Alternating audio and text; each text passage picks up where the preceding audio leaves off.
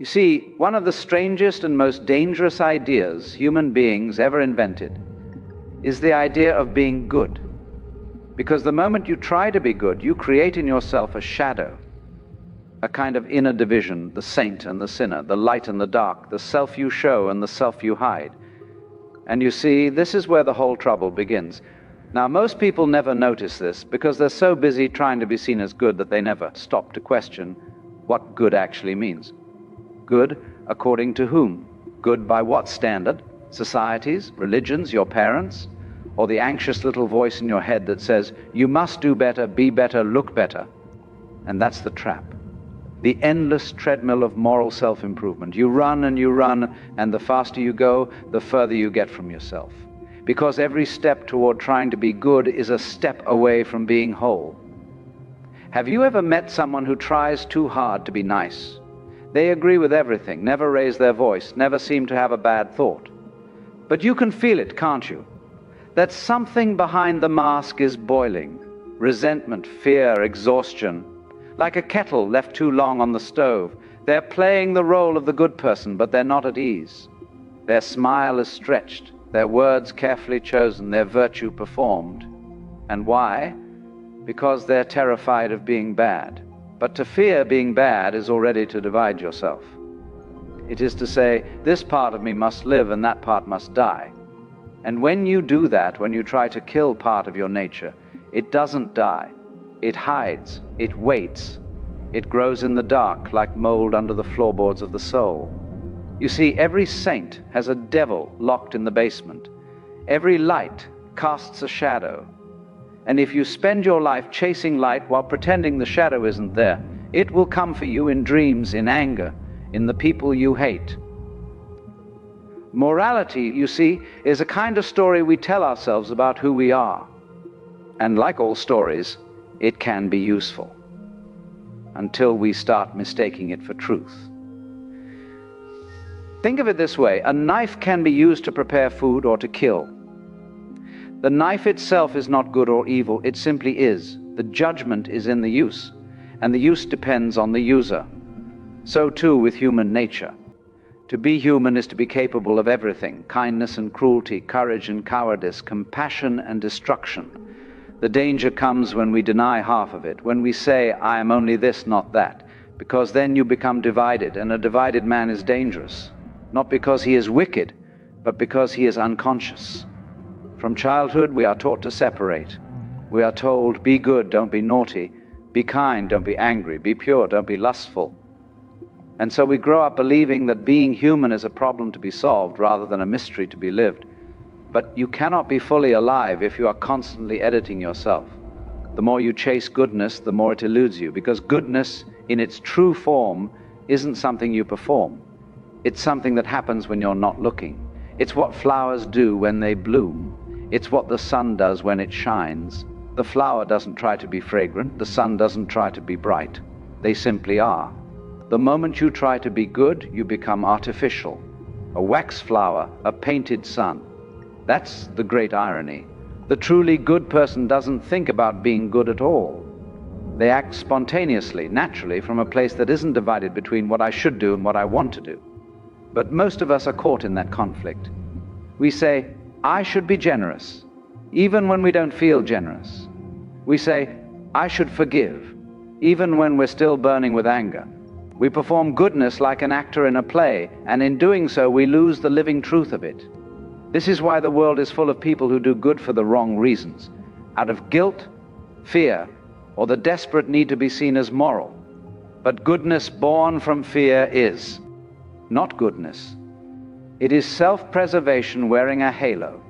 When a man helps his neighbor because he fears going to hell otherwise, that is not love. When a woman gives charity because she wants to prove her worth, that is not compassion. When you bite your tongue not out of patience but because you fear judgment, that is not peace. Real goodness has no motive. It flows effortlessly, without calculation or self-congratulation. It's not I should help, but how could I not? But to reach that state, one must first stop trying. The world is not made better by people trying to be angels. It's made better by people who are at peace with being human, Because once you make peace with your darkness, you stop projecting it onto others. You stop needing enemies, scapegoats, or sinners to make yourself feel pure. When you realize that the capacity for evil lives in you too, you become humble, understanding, compassionate. You no longer condemn because you've seen the roots of it in your own heart. And this, strangely enough, is where true goodness begins. Not in denial, but in acceptance. The paradox is that the harder you try to be good, the more rigid, judgmental, and inhuman you become. But when you drop the effort, when you allow yourself to be as you are, something softer awakens, a natural tenderness, the kind of goodness that doesn't announce itself. It's like a tree giving shade. It doesn't ask, am I doing the right thing? It simply grows, and in doing so offers shelter to all who stand beneath it.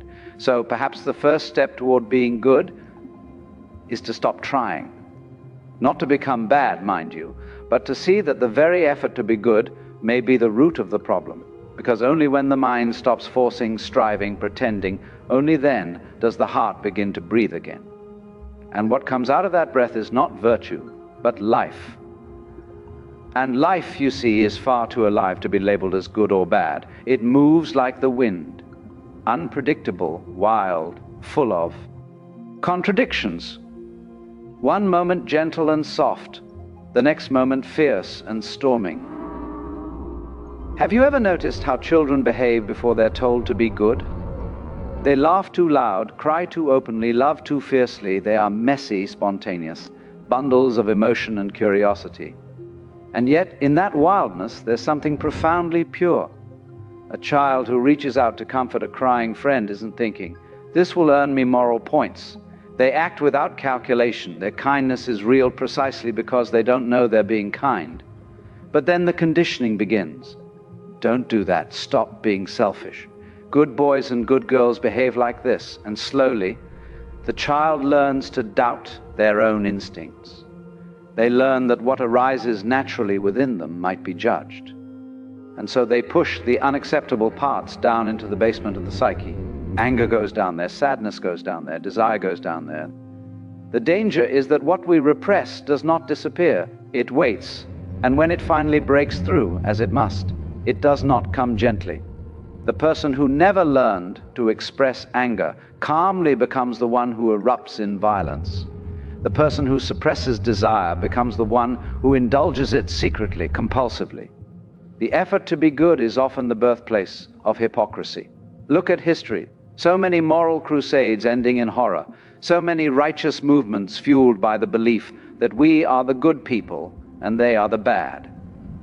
The surest way to become monstrous is to believe wholeheartedly in your own goodness, because then anything can be justified in the name of righteousness. You see, when you cling to being good, you put yourself above life, above others, above truth. And the immediate consequence of believing you are good is believing that someone else is not. This is the hidden violence of virtue, the invisible cruelty behind moral superiority.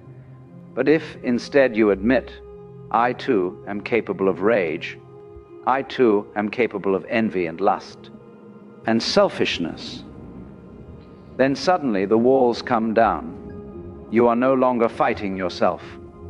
And when you are no longer fighting yourself, you are no longer fighting the world. Peace does not come from purity. It comes from understanding. Imagine your soul is a vast orchestra, every instrument playing its part, the soft violins of tenderness, the bold brass of desire, the rumbling percussion of anger. If you try to silence half the orchestra because you judge those instruments as bad, what happens? You don't create harmony, you create imbalance. True music requires contrast, the quiet and the loud, the gentle and the fierce. Likewise, true humanity requires the courage to include all of yourself. The saint is not the one who has eradicated darkness, but the one who is no longer afraid of it.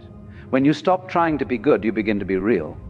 When you begin to be real, you discover something extraordinary. That goodness, the kind that is raw and sincere, begins to shine through you naturally, not as a performance, but as a presence. This is the kind of goodness that doesn't need applause, that doesn't need to be photographed or praised, that doesn't struggle or strain.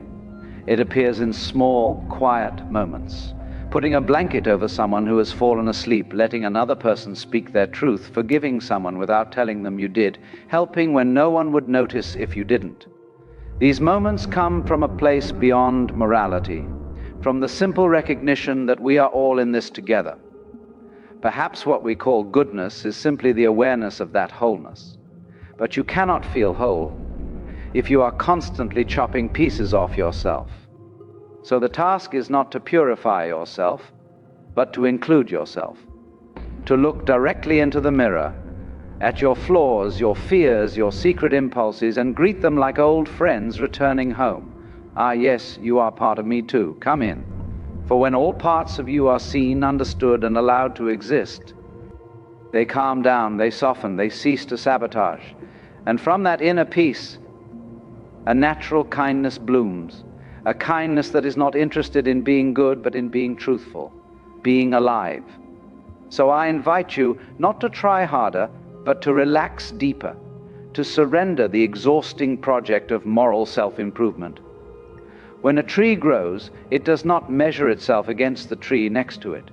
It does not scold its branches for reaching unevenly. It does not compare its blossoms or apologize for its fallen leaves. It grows, because growing is its nature, and in doing so, it gives beauty, shade, fruit, and shelter, without ever trying to be good. You too are here to grow as you grow, to become what you already are. And in that becoming, in that authenticity, goodness happens. Like sunlight through open windows, but of course this all sounds terribly simple, almost too simple, for a mind addicted to striving. You see, the ego thrives on effort. It loves the chase, the struggle, the drama of becoming. Goodness, as most people understand it, is an ego project. It is the ego dressing up in saintly robes, polishing its halo, and declaring, "Look at me, I'm pure." But the ego can never purify itself, because it is born from division. And that's why so many who try hardest to be pure become secretly cruel toward themselves and toward others. Because the pursuit of moral perfection is a form of violence against life.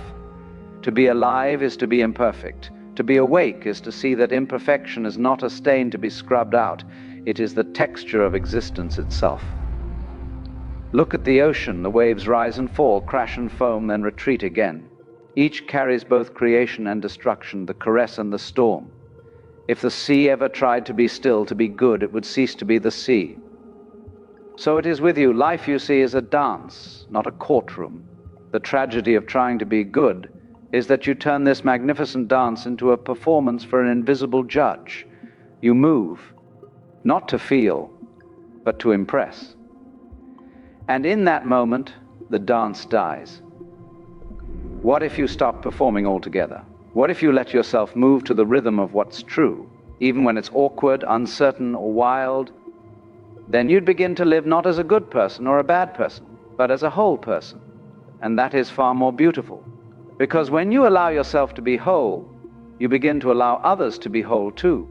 You stop needing them to fit your definition of righteousness. You stop measuring them by their sins or virtues. You begin to see the human behind the mask, the frightened, luminous being doing their best to make sense of this strange adventure called life. From that seeing, compassion arises naturally, not as a duty, not as a virtue, but as an understanding we are all fragments of the same song. This doesn't mean you excuse harm. It means you see it clearly as the pain of one who has forgotten themselves. The irony is that once you stop trying to be good, you begin to do less harm, because your actions are no longer tainted by self-righteousness. You stop forcing virtue upon the world and instead begin to respond to it, naturally, fluidly from the heart. And in that effortless responsiveness lies something far deeper than moral goodness. It is what I would call wisdom.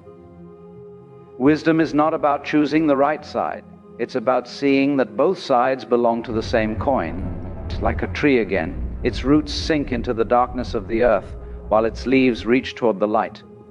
The health of the tree depends on both, and so does yours. Now, what happens when a person like that walks through the world? They don't preach goodness, they radiate it, not as morality, but as presence. You feel it when they enter the room. a quiet ease, a sense that you are safe to be yourself. Their very being is an invitation. Relax. You are already enough. This is the kind of goodness that heals without trying, that loves without asking, that acts without hesitation. It is goodness without the concept of good. And so if there's a danger in trying to be a good person, it is this, that in trying so hard to become one, you forget how to be alive. You lose the taste of the moment, the laughter that bursts out at the wrong time, the tears that come uninvited, the delicious mess of being human. You trade the living flame for the flicker of approval. So, what if instead you became curious rather than righteous? What if you met your flaws not with judgment, but with wonder? You might find that your so-called darkness is not evil at all, only misunderstood light, because in the end, the good person and the bad person are two masks worn by the same mystery. And when you remove the masks, when you cease striving to become anything other than what you are, you discover something beyond all opposites, a stillness, a joy, a deep laughter that comes from seeing the cosmic joke of it all. So stop trying to be good, stop trying to be bad, just be. For in the simple act of being, honestly, fearlessly, completely, you return to the source of all goodness that ever was. And there, in that quiet recognition, the striving falls away. Nothing to prove, nothing to hide, nothing to fix, only life breathing, pulsing, laughing through you. And in that moment, you are free.